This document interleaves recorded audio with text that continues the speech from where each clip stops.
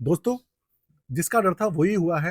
HDFC small cap fund finally negative चला गया है पिछले 1 साल के रिटर्न के अंदर। अभी तक ये नहीं हुआ था, अब हो चुका है। एचडीएफसी स्मॉल कैप फंड के अंदर एक दिन के अंदर 3.25% की गिरावट आई है। आप सोचिए, एक ही दिन के अंदर ये फंड 3.25% गिर गया है। इसके पीछे कारण क्या है? इसके पीछे एक कारण नहीं है, कई अलग अलग कारण है। वो क्या है मैं आपको बताता हूँ। साथ में एचडीएफसी बैंक का जो शेयर है उसके अंदर भी आपने देखा मैसिव गिरावट हुई है पिछले कुछ दिनों के अंदर। तो उसका इसके ऊपर क्या इम्पैक्ट पड़ा है वो भी आप जानने के लिए कह रहे थे, तो उसके बारे में भी बात करेंगे। तो इसलिए वीडियो को अच्छे से समझिएगा, देखिएगा और साथ में वीडियो को लाइक करके चैनल को सब्सक्राइब जरूर कर लीजिएगा। शुरू करते हैं, लेकर चलता हूं मैं आपको कंप्यूटर स्क्रीन पर। कंप्यूटर स्क्रीन आपके सामने चालू हो चुकी है। फंड का नाम आपके सामने है, H D F C small cap fund direct plan. ये 4 स्टार रैंकिंग का एक फंड है। देखिए, आपके दिमाग में ना एक चीज आती होगी, आपके दिमाग में ये होता होगा कि ये जो रैंकिंग होती है 4 स्टार, 5 स्टार या 3 स्टार, ये एक्चुअली में दर्शाता क्या है? ये इसकी रैंकिंग दर्शाता है या फिर इसकी परफॉर्मेंस दर्शाता है? ये दर्शाता क्या है, ये मैं आपको बताता हूँ। देखिए, यहाँ पर तो ये है, जो ये फंड है इसकी जो रैंकिंग है वो 4 स्टार दिखा रहा है, लेकिन यहाँ पे स्टार की रैंकिंग है। यहाँ पर एक्चुअल में अगर आप पूछेंगे इस फंड की रैंकिंग क्या है, जितने भी स्मॉल कैप फंड्स हैं उसके अंदर ये कहाँ स्टैंड करता है, तो वो मैं आपको बताता हूँ। ये देखिए, अगर आप इस फंड की रैंकिंग की बात करेंगे तो ये देखिए, जितने भी फंड है स्मॉल कैप कैटेगरी के अंदर करीबन 40-50 फंड तो है ही ना, तो उसके अंदर ये स्टैंड करता है थर्ड प्लेस पे। ये रहा 10 साल के डेटा के हिसाब से रैंक विद इन कैटेगरी, ये है तीसरे नंबर पे। दूसरी बात, 7 साल के डेटा के हिसाब से 17वें नंबर पे है, और 5 साल के डेटा के हिसाब से ये छठे नंबर पे। ये तो है रैंकिंग। अब बात करते हैं इसके जो स्टार की रैंकिंग होती है उसकी बात करते हैं। जो ये 3 स्टार, 4 स्टार और 5 स्टार होता है ना, इसका मतलब होता है कि इसकी परफॉर्मेंस कैसी है, रिटर्न कैसे हैं, ओवरऑल जो भी फैक्टर्स होते हैं, स्टैंडर्ड डेविएशन हो गया, अल्फा बीटा, जो चीजें हैं वो किस तरीके से काम कर रही हैं मार्केट के अंदर, इसका पोर्टफोलियो कैसा है, ये सब चीजों को दर्शाता है इसकी स्टार की रैंकिंग। तो 4 स्टार का मतलब ये है कि भाई काफी अच्छा है, 5 स्टार का मतलब औसम है, ये सब चीजें होती है। तो 4 स्टार की रैंकिंग है जो कि काफी अच्छी है, काफी अच्छी है। इसके अलावा रिस्क मीटर इसका वेरी हाई है क्योंकि इक्विटी है, ऊपर से स्मॉल कैप है। इसके अलावा 3 स्टार, अगर 3 साल के एवरेज की बात करें तो 15.32% का इसका एवरेज है। एवरेज भी इसका डाउन हुआ है, पहले 20%, 18% चल रहा था, अब उसके अंदर गिरावट हुई है। एनएवी इसका चल रहा है 136 रुपए 4 पैसे अभी के समय में। और आप देखिए एक दिन के अंदर, ये देखिए 3.25% की गिरावट होगी इस फंड के अंदर, जो कि बिल्कुल भी उम्मीद नहीं की थी मैंने। आगे रिटर्न्स देखते हैं इसके। अब आप ये देखिए, 10 साल का एवरेज गिर गया है, 18% पे आ गया। 7 साल का 16.5%, 5 साल का 18.78% है, 3 साल का 15.32% है, और 1 साल का 0.47% नेगेटिव में आ गया है। जी हाँ, आधा परसेंट ये नेगेटिव में आ चुका है। ये फंड अभी तक नेगेटिव नहीं गया था, मतलब बहुत बुरे हालात थे तभी नेगेटिव गया था, लेकिन अभी तो ये कुछ महीनों से नेगेटिव हुआ ही नहीं था।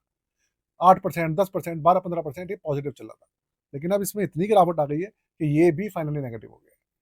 इसके अलावा 6 महीने में 17% से ऊपर नेगेटिव है, 3 महीने में 14.5% नेगेटिव है, और 1 महीने में 12.25% ही नेगेटिव है।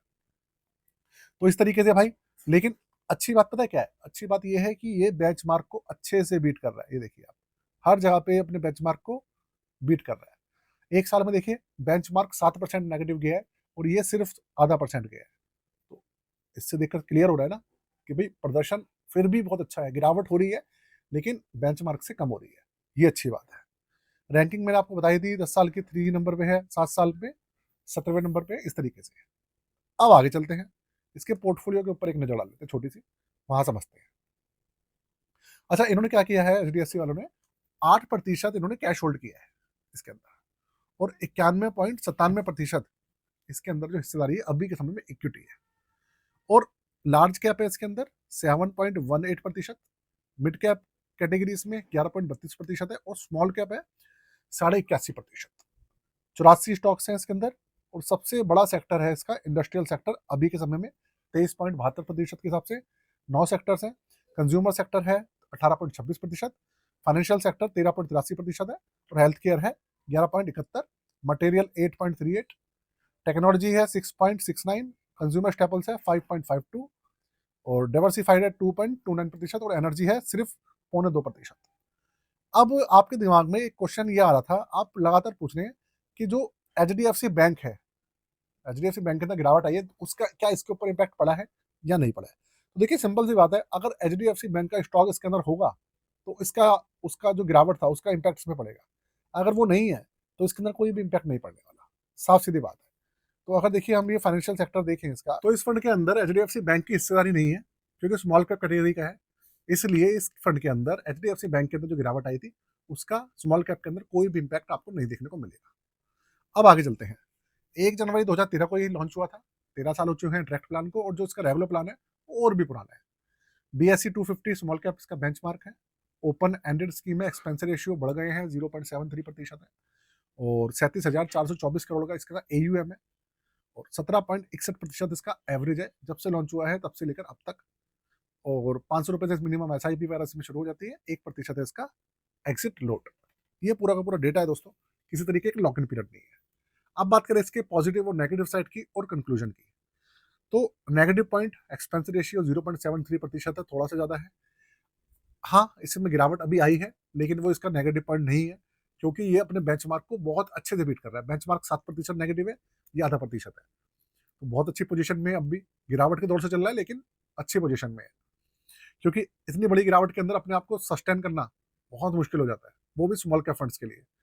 इसके अलावा पॉजिटिव पॉइंट की बात करूँ तो देखिए फॉरेस्टार की रैंकिंग है जो कि काफ़ी अच्छी है अपने आप में और कंसिस्टेंसी काफ़ी ज़्यादा है इस फंड की और एक अच्छा ब्रांड नेम है एचडीएफसी। ये सब चीज़ें इसके अंदर पॉजिटिव है। तो दोस्तों साथ में एक चीज़ और बता दूं कि पोर्टफोलियो के बारे में आपको बता देता हूँ। हमारी पोर्टफोलियो सर्विसेज अगर आप लेना चाहें, पोर्टफोलियो बनवाना चाहें, अपना पोर्टफोलियो रिव्यू कराना चाहें तो आप करवा सकते हैं। उसके लिए डिस्क्रिप्शन के अंदर व्हाट्सअप नंबर है, चार्जेस है 999 रुपये, आप करवा सकते हैं। बहुत सारी सर्विसेज है, आप जाके एक बार चेक कर लीजिएगा। वीडियो को यही खत्म करते हैं आज के लिए। जय हिंद।